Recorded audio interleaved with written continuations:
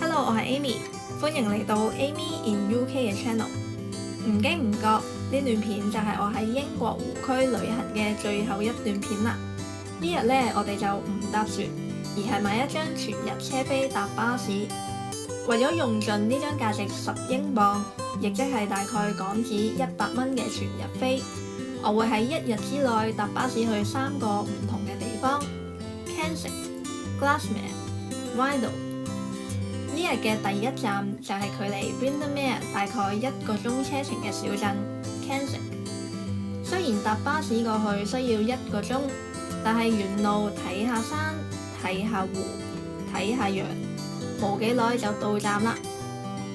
由巴士站行去鎮中心嘅方向，沿路會經過一啲嘅連鎖商店，賣明信片同埋朱古力嘅禮品店、商場。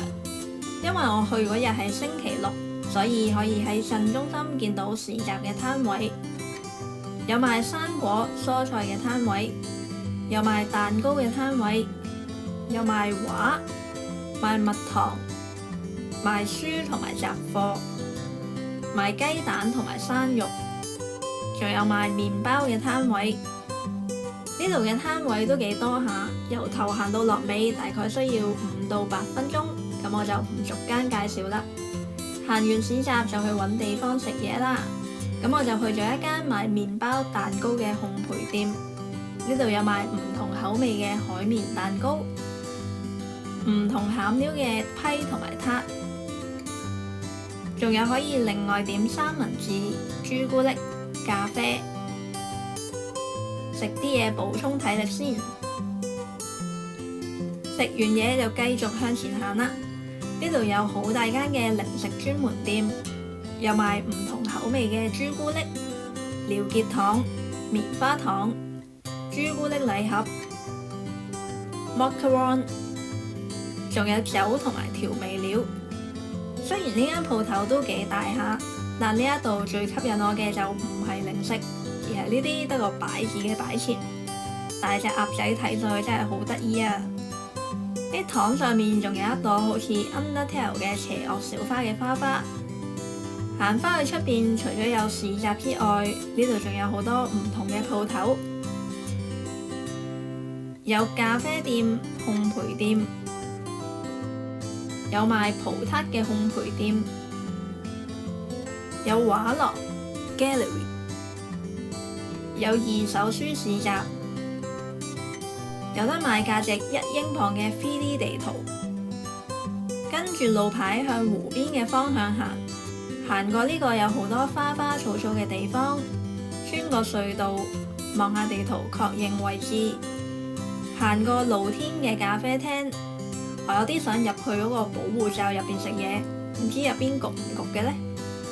跟住就經過公園入邊嘅迷你高爾夫球場，睇下松鼠，望下周圍嘅花花草草同埋樹，經過呢一間擁有石製外牆嘅劇院 Theatre by the Lake 之後，就可以見到距離 Keswick 最近嘅湖 Derwent Water 啦。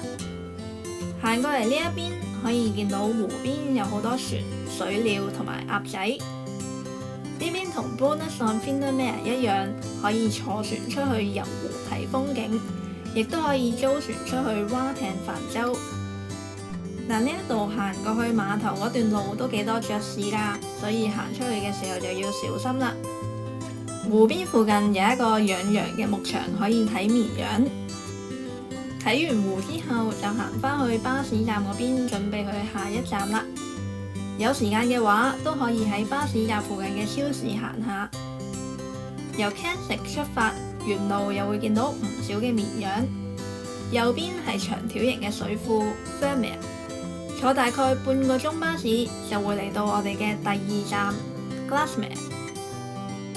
Glasmere 嘅外圍可以揾到好多養羊嘅牧場，周圍行下可以見到啲羊喺度嚼緊草，又俾人剃咗毛嘅羊咩咩，有啲毛上面好似中咗漆彈咁樣七彩繽紛嘅羊咩咩，有比較細隻嘅綿羊仔，仲有比較少見嘅黑羊。睇完羊之後就行入去 Glasmere 睇下啦。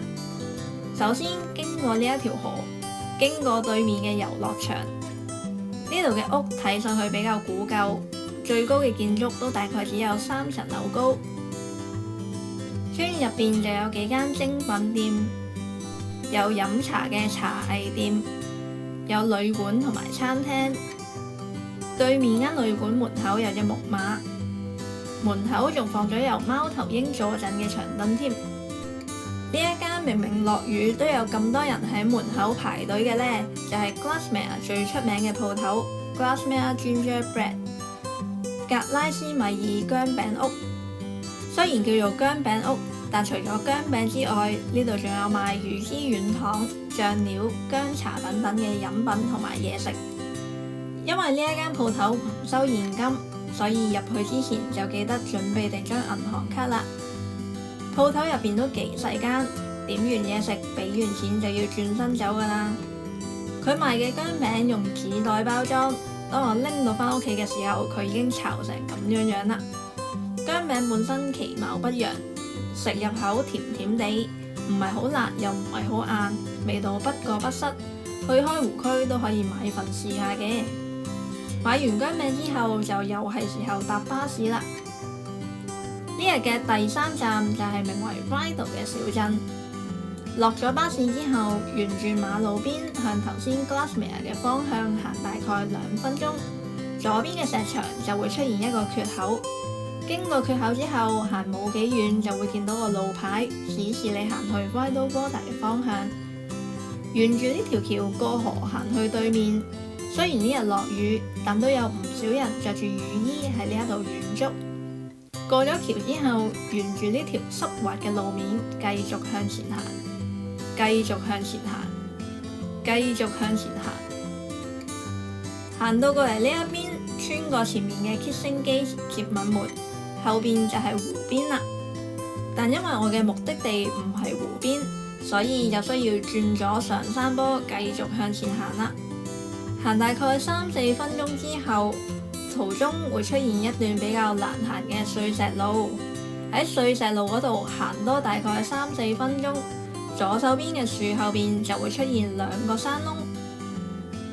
下落去樹後邊就可以睇得比較清楚啲。如果有興趣入去山窿嗰度探險，就要好似前面嗰2個人咁，靠樹上面垂落嚟嗰條綠色繩爬上爬落啦。已經有條繩喺度都爬得咁艱難，未有繩嘅時候真係唔知點樣爬上去啊！第一個將條繩綁喺度嘅人真係犀利。望完呢2個山窿之後就繼續向前行，冇幾耐就會嚟到一個更大嘅山窿 Ryedale Cave。雖然呢度嘅水深先啱啱浸晒啲狗狗嘅腳，但費事整濕同整污糟對鞋。大部分嘅人都會踩住露出水面嘅石頭嚟到去出入呢個山窿。呢個山窿雖然好高，但入邊就唔係好深，驟眼睇嚟都冇咩特別嘢睇，所以係咁依轉一圈之後就可以翻轉頭排隊行翻出去啦。明明落雨，呢度都咁多人，如果好天嘅時候過嚟，一定就更加熱鬧啦。行完 Ryedale Cave 之後，繼續向上行，就會嚟到呢一個幽靈嘅最高點。由呢一度望落去，可以見到頭先經過嘅 Ryedale Water。拎部相機出嚟打返幾張卡，就可以行返落去巴士站搭巴士回程啦。鍾意遠足嘅話，Ryedale係一個好適合遠足嘅景點。如果係晴天嘅時候過嚟就更加好啦。下次嘅影片，我哋會離開湖區返去大城市。如果有想睇嘅英國城市或者英國生活主題，歡迎喺下邊留言話俾我知。咁我哋下次嘅影片再見。